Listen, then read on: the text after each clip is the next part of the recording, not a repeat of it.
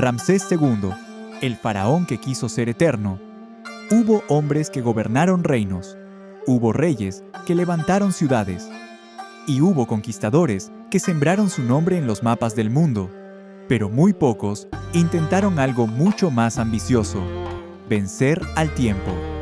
Ramsés II no quiso ser solo un faraón, no quiso ser solo un gobernante respetado, ni un guerrero temido, ni un constructor admirado. Quiso algo mayor. Quiso que su nombre no muriera nunca. Quiso que miles de años después, cuando sus ejércitos hubieran desaparecido, cuando sus palacios fueran polvo y cuando su pueblo ya no hablara su lengua, el mundo siguiera pronunciando su nombre. Y, de alguna forma, lo consiguió. Porque más de 3000 años después, seguimos hablando de él. Seguimos mirando sus templos. Seguimos estudiando sus victorias, sus derrotas, sus monumentos, su familia, su ambición y su obsesión. Pero detrás del mito, detrás de la imagen casi divina, hubo un hombre de carne y hueso, un hombre brillante, un líder implacable, un estratega, un propagandista, un constructor sin descanso y, sobre todo, un gobernante que entendió una verdad antes que casi nadie: la memoria puede ser más poderosa que la espada. Esta es la historia de Ramsés II, el faraón que quiso ser eterno. Cuando Ramsés nació, Egipto ya era una de las civilizaciones más impresionantes del mundo. Sus monumentos desafiaban la lógica. Sus sacerdotes hablaban en nombre de los dioses. Sus ejércitos marchaban por tierras lejanas. Y el faraón no era visto como un simple rey. Era el punto de unión entre el cielo y la tierra. Un ser divino, un garante del orden, el hombre encargado de mantener la armonía del universo. Pero aunque Egipto era poderoso, también era un reino que había conocido la inestabilidad. Había sufrido invasiones, había pasado por crisis políticas, había sentido el peso del caos. Por eso cada nuevo faraón no solo heredaba un trono, heredaba una misión sagrada: demostrar que Egipto seguía siendo eterno. Ramsés nació dentro de la dinastía 19, en una familia de enorme peso político y militar. Su abuelo, Ramsés I, había tenido un reinado breve, pero suficiente para consolidar a la familia. Su padre, Seti I, fue un faraón fuerte, disciplinado y muy activo en campañas militares. No gobernó un imperio en decadencia. Gobernó un estado poderoso que quería recuperar y reforzar su influencia. Y en ese ambiente creció Ramsés. No fue educado para una vida tranquila. Fue preparado para mandar. Desde niño aprendió lo que significaba el poder. Aprendió ceremonias, religión, administración, estrategia, guerra, diplomacia y el arte de presentarse ante el mundo como algo más que humano. Los príncipes egipcios no eran educados solo para gobernar hombres. Eran educados para parecer elegidos por los dioses. Y Ramsés absorbió esa idea con una intensidad extraordinaria. Muy pronto quedó claro que no sería una figura decorativa. Su padre empezó a darle responsabilidades desde joven. Lo presentó como heredero. Lo integró en asuntos del reino. Le permitió familiarizarse con el ejército, con la corte y con los mecanismos reales del mando. Eso le dio una ventaja decisiva. Cuando llegara su hora, Ramsés no sería un joven improvisando en el trono. Sería un hombre entrenado para ocuparlo. Y quizá, desde entonces, empezó a formarse en su mente una ambición más profunda. No le bastaba con reinar bien. Quería reinar de forma inolvidable. Cuando Seti I murió, Ramsés subió al trono en uno de los momentos más importantes de la historia egipcia. No era suficiente con conservar el poder, había que exhibirlo. Egipto competía por influencia en regiones estratégicas del cercano Oriente. Controlar ciudades, rutas comerciales y territorios fronterizos significaba riqueza, seguridad y prestigio. El faraón no podía parecer débil, no podía dar señales de vacilación. Tenía que proyectar una imagen de fuerza absoluta. Y Ramsés entendió eso desde el principio.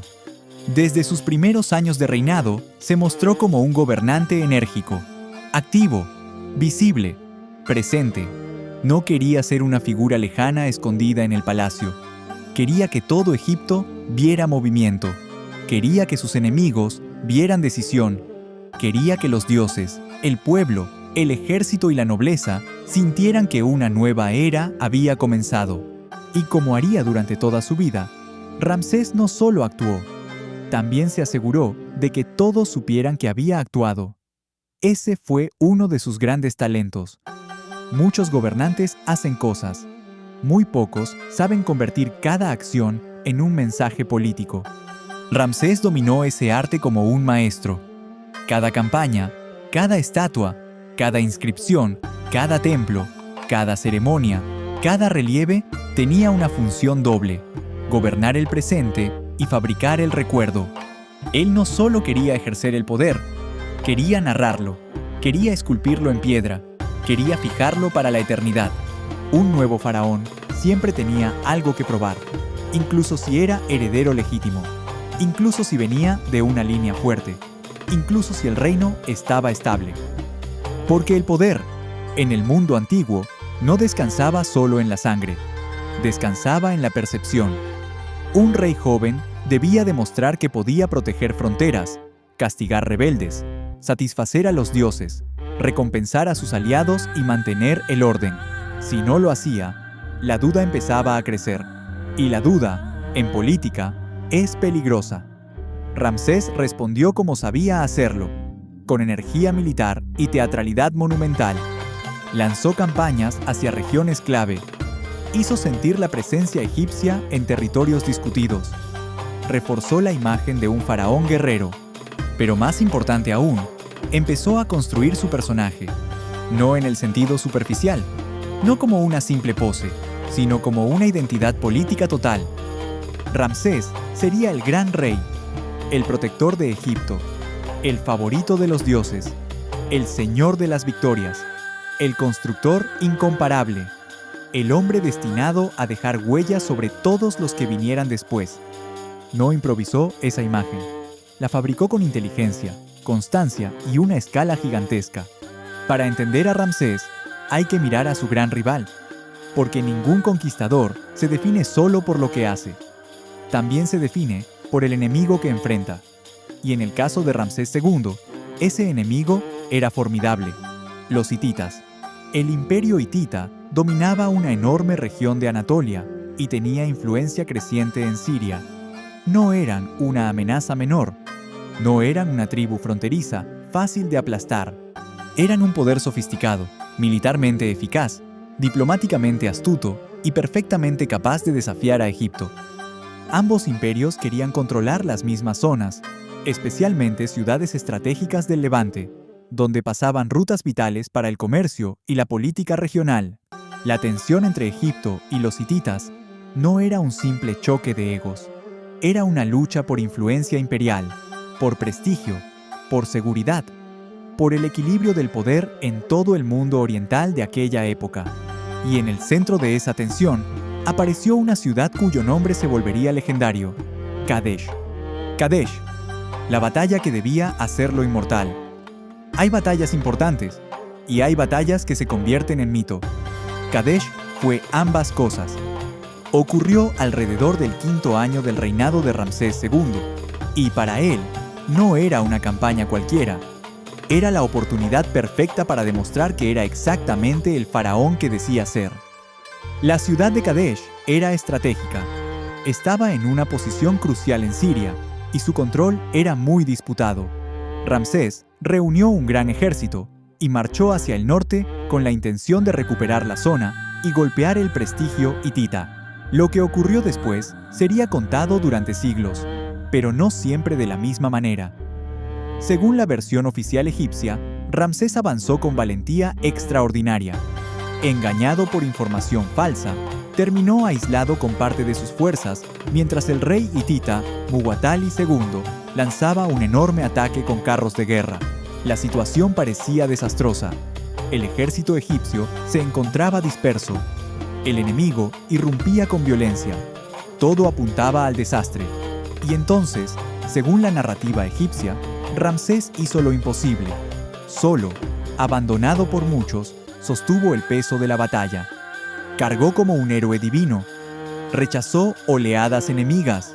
Sembró el caos entre los hititas y transformó una derrota inminente en una victoria gloriosa. Es una imagen poderosa, casi cinematográfica.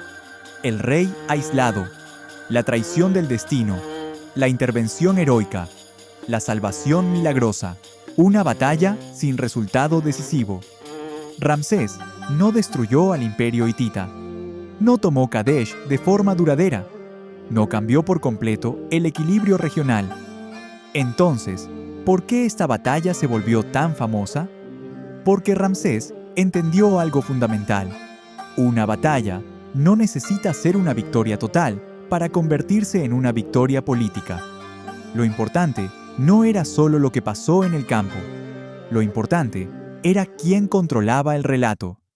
Y Ramsés controló el relato con una maestría extraordinaria.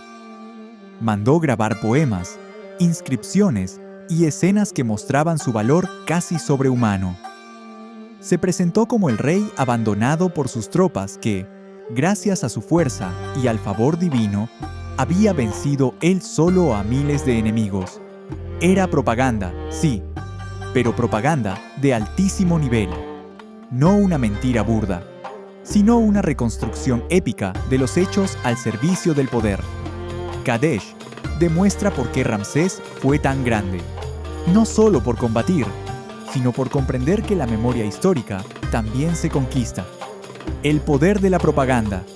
Cuando pensamos en propaganda, solemos imaginar discursos modernos, carteles, radio, televisión o redes sociales. Pero la propaganda es tan antigua como el poder, y en Egipto, pocos la utilizaron tan bien como Ramsés II. Él sabía que la mayoría de sus súbditos nunca vería una batalla, nunca leería un informe militar, nunca tendría acceso a una versión neutral de los hechos. Lo que verían serían templos, lo que escucharían serían himnos, lo que recordarían serían imágenes gigantescas del faraón aplastando enemigos, ofreciendo trofeos a los dioses y apareciendo como centro absoluto del universo político. Cada relieve era una declaración, cada estatua era una afirmación de permanencia, cada inscripción era una herramienta para dar forma a la realidad. Ramsés no inventó esta práctica, pero la llevó a una escala extraordinaria. Convirtió su reinado en una puesta en escena monumental. No basta con decir que fue un gran constructor, fue algo más preciso, un arquitecto de su propia inmortalidad. Construía para gobernar, sí, pero también construía para permanecer. Abu Simbel, piedra contra el olvido. Si hay una obra que resume la obsesión de Ramsés II por la eternidad, esa obra es Abu Simbel. En el extremo sur de Egipto, cerca de la frontera con Nubia, Ramsés mandó tallar en la roca uno de los complejos más impresionantes de la antigüedad. La fachada del gran templo muestra 4 estatuas colosales del propio faraón, sentado, gigantesco, imponente, dominando el paisaje como si fuera una fuerza de la naturaleza. No es una construcción modesta, no es un templo discreto, es una declaración brutal de poder. Cualquiera que llegara a esa zona debía entender inmediatamente quién mandaba, quién protegía la frontera, quién tenía favor divino, quién quería ser recordado más allá de su vida. Abu Simbel no era solo un edificio religioso, era geopolítica esculpida, era teatro imperial tallado en montaña, era un mensaje para nubios, egipcios, sacerdotes, viajeros, enemigos y generaciones futuras. Ramsés está aquí. Ramsés domina. Ramsés perdura. Y no estaba solo. Junto al gran templo, Ramsés ordenó construir otro dedicado a Nefertari y a la diosa Hazor. Ese detalle importa mucho, porque muestra que su proyecto monumental también incluía a su familia, a su legitimidad y a la imagen de una realeza armoniosa, casi sagrada. Incluso en eso había cálculo, incluso en el afecto había política. Nefertari, amor, prestigio y eternidad. Entre las muchas esposas de Ramsés, una figura destaca con una intensidad especial: Nefertari. Su nombre atraviesa el tiempo con una fuerza distinta, no solo por belleza o romanticismo, sino porque su posición revela mucho sobre el propio Ramsés. Nefertari fue una gran esposa real de enorme prestigio. Aparece en monumentos, inscripciones y representaciones con un protagonismo notable. Eso no significa necesariamente que la historia deba leerse como un cuento romántico moderno. La corte egipcia era política, compleja y profundamente simbólica. Pero sí muestra que Ramsés quiso asociar su imagen a una reina de gran estatura ceremonial y pública. El pequeño templo de Abu Simbel dedicado a ella no era un gesto cualquiera, era excepcional. Y su tumba, una de las más bellas del Valle de las Reinas, muestra el nivel de honor que recibió. En ella vemos color, delicadeza, simbolismo y una visión del más allá donde la reina continúa su viaje con dignidad divina. Todo eso también formaba parte del gran proyecto de permanencia de Ramsés. No quería eternizar solo su cuerpo o su nombre. Quería eternizar su mundo, su dinastía, su corte, su orden, su imagen ideal del poder, el constructor del imperio visible. Hablar de Ramsés II es hablar de piedra, de columnas, de obeliscos, de patios inmensos, de salas hipóstilas, de fachadas colosales, de nombres grabados una y otra vez hasta volver imposible ignorarlo. Su actividad constructora fue tan inmensa que dejó huella en casi todo Egipto. Amplió templos, mandó erigir estatuas gigantes, levantó nuevas capitales y complejos, inscribió su cartucho por todas partes. A veces construía desde cero, a veces completaba obras anteriores y a veces, según creen muchos investigadores, reutilizaba o reasignaba monumentos para asociarlos a su propio nombre. Esto último es importante, porque nos recuerda que la lucha por la memoria no se daba solo contra el futuro, también se daba contra el pasado. Un faraón quería que su nombre brillara más que el de quienes lo precedieron. Quería ocupar espacio en la historia visible. Quería dominar no solo el territorio, sino también el paisaje simbólico. Ramsés llevó esa práctica a niveles extraordinarios. Su reinado fue tan largo y tan activo que tuvo tiempo de llenar Egipto con su presencia. El resultado fue casi abrumador. Para generaciones posteriores, parecía que Ramsés estaba en todas partes, y esa era exactamente la idea. Pai Ramsés, la capital del poder. Entre sus grandes proyectos estuvo Pai Ramsés, una fastuosa capital en el delta del Nilo. Más que una simple residencia real, era un centro político, administrativo y militar que reflejaba su visión del poder. Desde allí podía actuar con rapidez hacia Asia, supervisar rutas y mostrar el esplendor de su reinado. La ciudad simbolizaba movimiento, riqueza y centralización.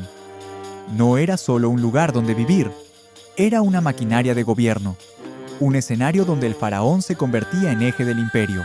Hoy muchas de sus estructuras ya no sobreviven como en otros centros monumentales, en parte por el paso del tiempo y los cambios del paisaje del delta.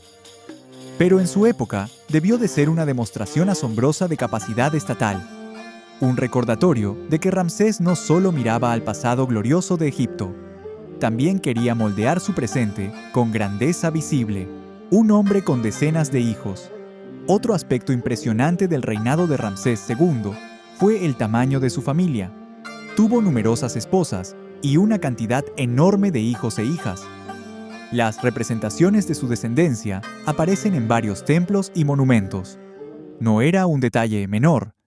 En una monarquía divina, la fecundidad del rey también transmitía fuerza, estabilidad y continuidad. Una gran familia real no solo cumplía funciones afectivas o domésticas, era una herramienta política. Aseguraba alianzas, multiplicaba posibilidades sucesorias, mostraba abundancia, proyectaba la idea de un linaje casi inagotable. Pero también encerraba un problema silencioso, porque vivir demasiado puede convertirse en una paradoja dinástica. Ramsés gobernó tanto tiempo que sobrevivió a muchos de sus propios herederos. Príncipes preparados para sucederlo murieron antes que él. Generaciones enteras crecieron bajo su sombra, sin llegar a reemplazarlo. Eso, que en apariencia demuestra fortaleza extraordinaria, también habla de un sistema atrapado en la duración excepcional de un solo hombre. Su longevidad fue una victoria personal. Pero quizás también sembró ciertas fragilidades para el futuro. Después de años de tensiones, campañas y enfrentamientos, Egipto y el Imperio hitita llegaron a algo extraordinario: un tratado de paz. Este acuerdo es uno de los más famosos de la historia antigua, no solo por su contenido, sino porque representa un momento en el que dos superpotencias entendieron que la guerra permanente ya no era la mejor opción. Eso también dice mucho de Ramsés, porque a veces se retrata a los grandes reyes antiguos solo como conquistadores, pero gobernar de verdad implica saber cuándo luchar y cuándo pactar. El tratado incluía compromisos de no agresión y cooperación mutua. Era un paso diplomático sofisticado para su tiempo, una señal de que ambos imperios se reconocían como rivales dignos y buscaban estabilidad. Más tarde, incluso se reforzaron vínculos mediante matrimonio diplomático. Ramsés se casó con una princesa hitita, integrando la paz dentro del lenguaje simbólico del poder real. Ese gesto tenía enorme peso político. No era solo una unión personal, era una escenificación de orden entre dos mundos enfrentados durante décadas. Y de nuevo, Ramsés hizo lo que mejor sabía hacer: transformar la política en imagen perdurable. ¿Guerrero o maestro de la imagen? Aquí aparece una de las preguntas más fascinantes sobre Ramsés II. ¿Fue realmente uno de los más grandes guerreros de Egipto? ¿O fue, sobre todo, uno de sus mejores constructores de imagen? La respuesta probablemente sea ambas cosas, pero no en partes iguales. Ramsés sí fue un gobernante militar activo, sí dirigió campañas, sí mantuvo la posición egipcia en un entorno internacional difícil, sí mostró energía, autoridad y capacidad política. Pero también parece claro que su leyenda superó sus resultados militares concretos, y eso no lo hace menos interesante. De hecho, lo hace más moderno.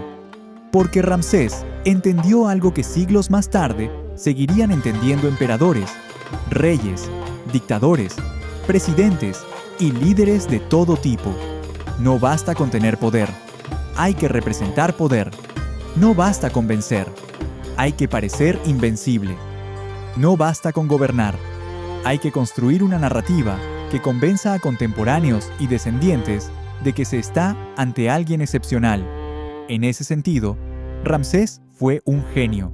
Tal vez no el conquistador absoluto que su propaganda proclamó, pero sí uno de los mayores artistas políticos de la antigüedad. En Egipto, el faraón no era simplemente un rey con autoridad religiosa añadida. Era una figura sagrada dentro del orden cósmico. Representaba la continuidad de la Ma'at, el equilibrio universal, la justicia, la armonía y el orden frente al caos. Ramsés explotó esa idea con enorme eficacia. Se presentó como elegido, favorecido y sostenido por los dioses. En las imágenes aparece recibiendo vida, fuerza y legitimidad de las divinidades. Aplasta enemigos no como un hombre violento, sino como encarnación del orden. Construye templos no solo para mostrar riqueza, sino para reafirmar el vínculo sagrado entre trono y cosmos. Esto era mucho más que religión, era una tecnología del poder. Si el faraón es garante del orden del universo, entonces oponerse a él no es solo rebelión política, es casi una ofensa al equilibrio del mundo. Ramsés entendió perfectamente la fuerza de ese lenguaje y lo usó para elevar su figura por encima del nivel humano ordinario. Cuanto más alto se alzaba simbólicamente, más difícil era discutir su autoridad. La vejez del coloso. Pocas imágenes son tan impresionantes como esta. Un hombre que ha pasado décadas gobernando el reino más glorioso de su tiempo, viendo morir a sus rivales, a sus generales, a sus esposas, a muchos de sus hijos y a generaciones enteras de súbditos. Ramsés II Vivió muchísimo para los estándares de su época. Su reinado fue extraordinariamente largo. Eso le permitió consolidar su leyenda como casi ningún otro faraón. Mientras otros reinaban unos pocos años y desaparecían entre crisis, Ramsés seguía ahí, siempre presente, siempre monumental, siempre rey. Pero la longevidad también tiene un lado sombrío, porque cuanto más vive una figura tan grande, más se confunde el reino con su persona. Y cuando todo depende de un solo hombre durante demasiado tiempo, el futuro se vuelve incierto. ¿Qué queda cuando el coloso cae? ¿Qué pasa cuando el rostro que ha dominado monumentos, templos, ejércitos y ceremonias deja de existir? La vejez de Ramsés no borró su poder simbólico, lo volvió aún más enorme. Se convirtió en una institución viviente, en una especie de permanencia humana. Pero ningún hombre, por grande que sea, puede derrotar por completo a la muerte, ni siquiera él. La muerte del hombre que quiso durar para siempre. Cuando Ramsés II murió, Egipto perdió mucho más que a un gobernante anciano. Perdió una era. Su muerte debió sentirse como el final de un mundo entero. Había reinado tanto tiempo que para muchos egipcios su existencia era casi parte natural del paisaje político. Había sido faraón durante tanto tiempo que resultaba difícil imaginar el reino sin él. Y sin embargo, ese día llegó. El hombre que había llenado el país con su nombre. El rey que había querido inmortalizarse en piedra, en sangre, en diplomacia, en religión y en memoria. El coloso que se hizo representar como casi divino, murió.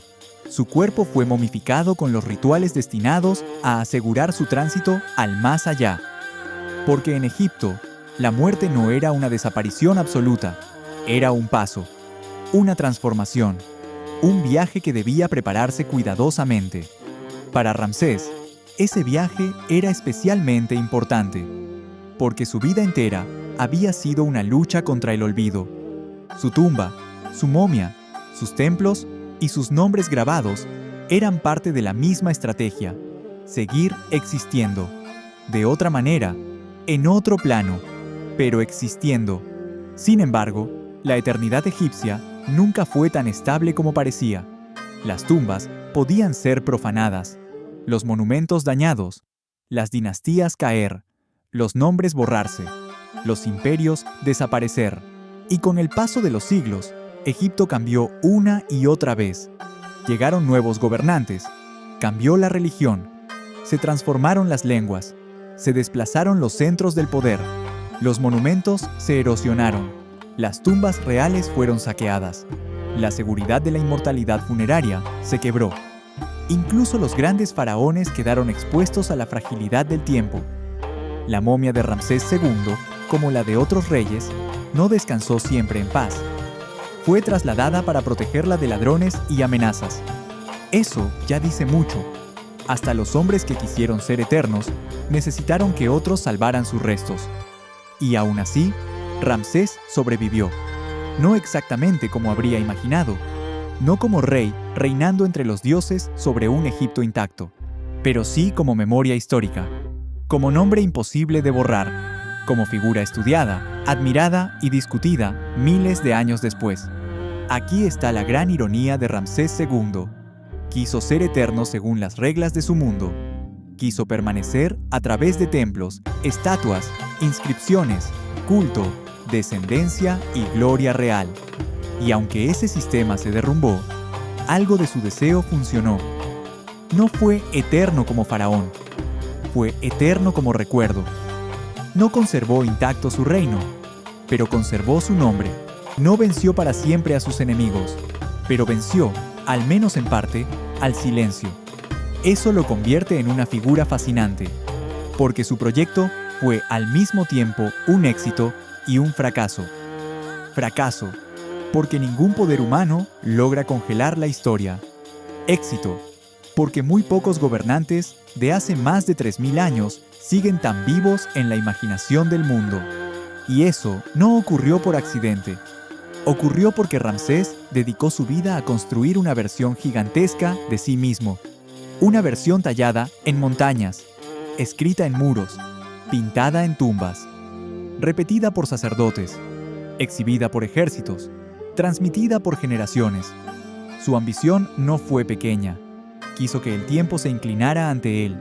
Y aunque no lo logró por completo, consiguió algo que casi nadie consigue: obligarnos a seguir mirándolo. ¿Fue realmente el más grande? La historia ama los títulos absolutos. El más grande, el más cruel, el más brillante, el más poderoso. Pero la realidad suele ser más compleja. ¿Fue Ramsés II el mejor faraón de Egipto? Depende de qué entendamos por mejor. Si hablamos de propaganda, presencia monumental y construcción de memoria, está entre los primeros sin discusión. Si hablamos de duración del reinado y capacidad de proyectar estabilidad, también ocupa un lugar inmenso. Si hablamos de conquistas puramente decisivas, la imagen es más matizada. No fue un simple mito, pero tampoco fue exactamente el héroe invencible que proclamaban sus relieves, y precisamente por eso resulta tan interesante, porque encarna la distancia entre poder y relato, entre historia y memoria, entre lo que un gobernante hace y lo que consigue que el mundo crea sobre él. Ramsés II no fue grande solo por sus hechos. Fue grande porque entendió cómo convertir hechos discutibles en una leyenda perdurable. Y eso, en términos históricos, también es una forma de genio. El legado de Ramsés II. Hoy, cuando pensamos en el Egipto de los faraones, muchas de las imágenes que vienen a la mente tienen algo de Ramsés. El coloso sentado, la estatua monumental, el rey guerrero, el templo excavado en roca, la figura casi divina mirando al horizonte del desierto. Su huella ayudó a definir la forma en que el mundo imagina el poder faraónico. Ese es su legado más profundo. No solo gobernó Egipto, ayudó a moldear la idea misma de lo que significa un faraón en la memoria global. Para los arqueólogos, historiadores y amantes del mundo antiguo, Ramsés es una ventana hacia muchas cosas al mismo tiempo: la política imperial, la propaganda, la religión, la arquitectura, la guerra, la diplomacia, la familia real, la obsesión humana por durar más que la propia vida. Su historia no trata solo de Egipto. Trata de una pregunta universal. ¿Qué hace un ser humano cuando descubre que va a morir, pero no acepta ser olvidado? Algunos escriben libros, algunos fundan imperios, algunos levantan monumentos. Ramsés II hizo todo lo que estaba a su alcance, y por eso, miles de años después, seguimos recorriendo sus ruinas, leyendo sus nombres y escuchando el eco de su ambición. Ramsés II no fue inmortal. Su cuerpo envejeció, su reino cambió, sus herederos no conservaron intacto su grandeza.